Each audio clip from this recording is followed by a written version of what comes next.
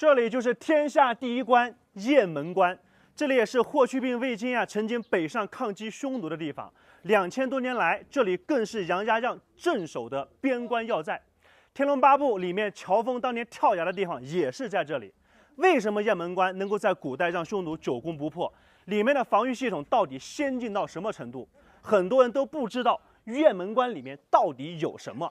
今天阿波就带大家走进雁门关，去看一看这中华第一关。走吧，这里就是进入雁门关的第一道关卡——明月楼。基本上在所有的关隘当中呀，都会有明月楼。古人讲究呢，望明月而思故乡。明月楼代表的也是边疆战士对家乡的思念。没有国，哪来的家呢？所以他们愿意用生命来守卫边关。远处的长城看到没有？那里呢就是雁门关了。有些人可能会问呀，这两边的古建筑是干嘛的？这个叫边帽街，是以前镇守雁门关的将领的后人居住的地方。最早呢，大概有好几百户人，目前呢只剩下将近7户。虽然人比较少，但是他们依然没有忘记镇守雁门边关。在边帽街的对面呢，有一口泉，叫做趵突泉，跟济南的那个趵突泉可不一样。这个是雁门关流出的泉水，几百上千年来啊，这都是雁门关的将领饮水的重要的水源的所在地。这个呢，就是进入雁门关的城门，易守难攻。一旦你贸然进去啊，就会被瓮中捉鳖。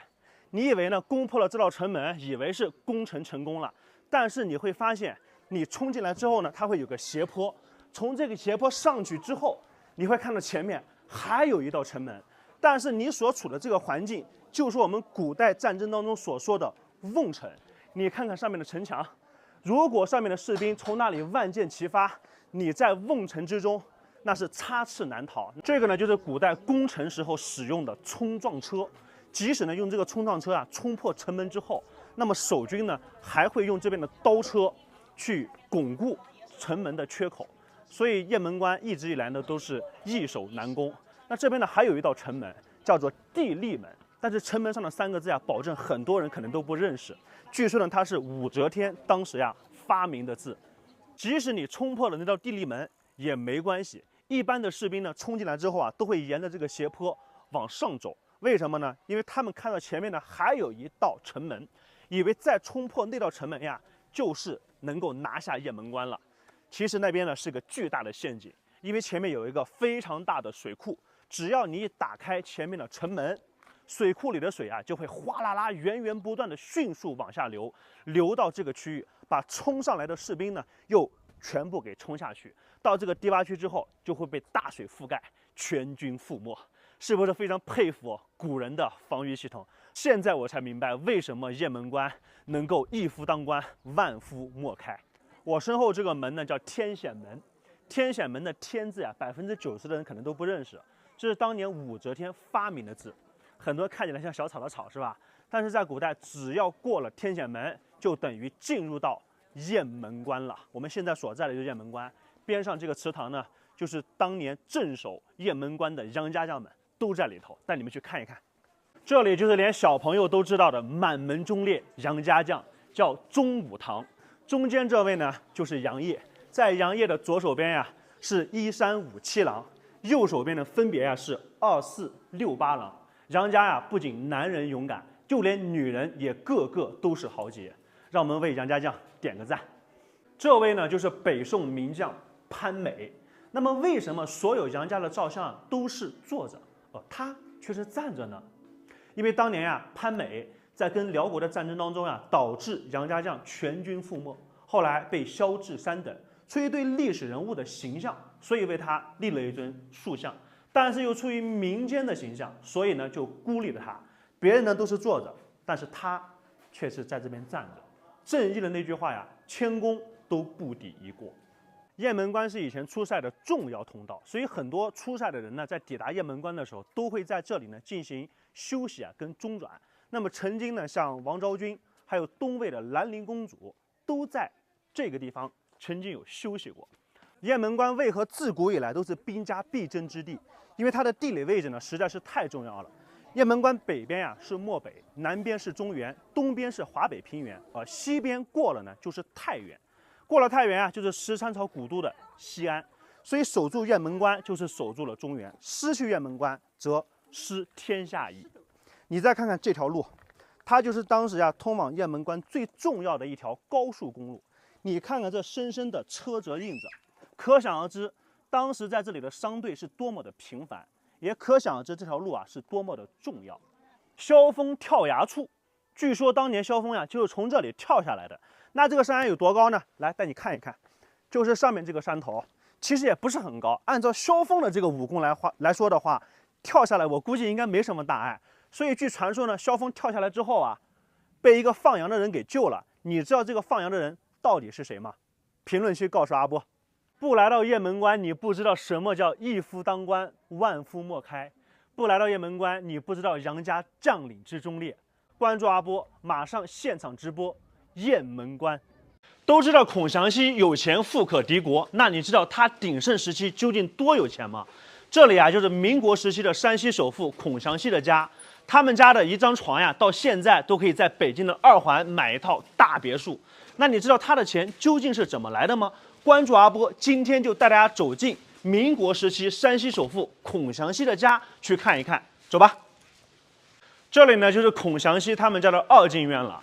我的左边跟右边分别是他的外管家跟内管家居住办公的地方。前面这个房子大家看到没有？这里呢就是孔祥熙平时接待一些达官显贵的地方。它里面的一个拱金大梁，在全国只有这里才能够见得到。往我的头顶上看，这个梁柱上镶嵌的金黄色的东西，你没猜错，那就是黄金，是不是亮瞎了你的眼？这么多的金子镶嵌在一颗柱子上，哇，简直太奢侈了。孔祥熙是民国蒋孔宋陈4大家族之一，这里呢就是他们家的院子了。看起来跟一般的山西大院其实外表也没什么区别，但是这个院子它是清代就已经流传下来了。孔祥熙呢是在民国1930年代的时候，他从原来的主人孟广玉的手上大概花了2万大洋就把它给买下来了。那里呢就是孔2小姐住的地方，大家可能对孔2小姐并不陌生，在电视里面的形象她都是一身男人的打扮，打个领带，抽烟喝酒烫头，那是样样都来。她性格怪异，但是却很有才华，她的枪法啪啪那是相当的准。这里呢是孔大小姐住的地方，中间就是孔祥熙的住所了。您看看门头的上面有个窗户，窗户是圆形内方，就像一个铜钱一样。因为孔祥熙以前是搞金融的，所以他把自己的窗户呢就改成了一个铜钱的形状，铜钱外圆内方，也希望自己处事能够左右逢源。那他的卧室到底长什么样呢？据说里面的一张床都价值不菲，换一套现在的大别墅那是相当轻松的。带你们去看一看，别人家的小姐呢都是大门不出二门不迈，但是孔家的小姐她是希望他们能够多出来走一走。本来这边有个楼梯是可以通到小姐的绣楼的，后来孔祥熙觉得麻烦，就把楼梯拆了，改成了一个走廊，希望小姐能够多出来走一走。但是你出来必须得经过父母的客厅，它是怎么经过的呢？带你们上来看一看。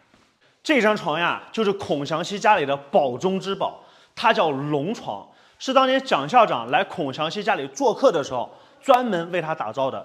一共呢有599条龙，代表的是古代的95至尊。那么这张床呢，你会发现它有3层，上面一层是放书放信的，中间睡人，下面放火盆，冬天烤火。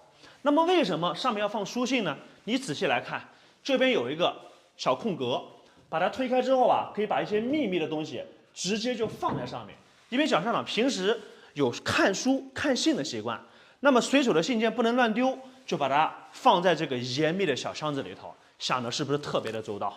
但是这个床修好之后蒋校长竟然他不敢睡，你知道为什么吗？这里就是孔祥熙当年生活的地方。那么孔祥熙跟宋小姐呢，曾经就居住在这里。来看看这个铜钱的窗户，是不是内方外圆，而且把外面的走廊的情况能够看得一清二楚。那么小姐的房间在哪呢？这个过去呢是孔大小姐的房间。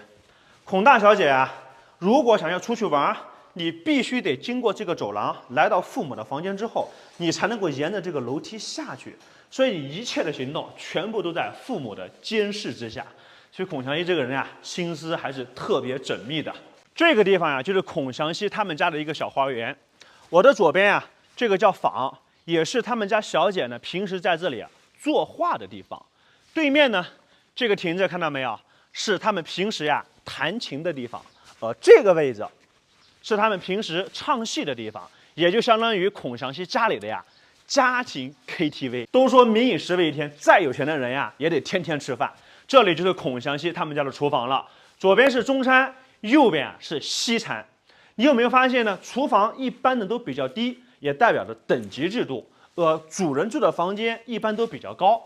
上面那个房间大家看到没有？就是孔祥熙住的。平时呀，宋小姐跟孔祥熙俩人把窗户一打开，吆喝一声，给我来个酸辣土豆丝。哎，这个厨子呀就赶紧炒一盆菜，端到餐厅，然后他们就直接下来用餐了。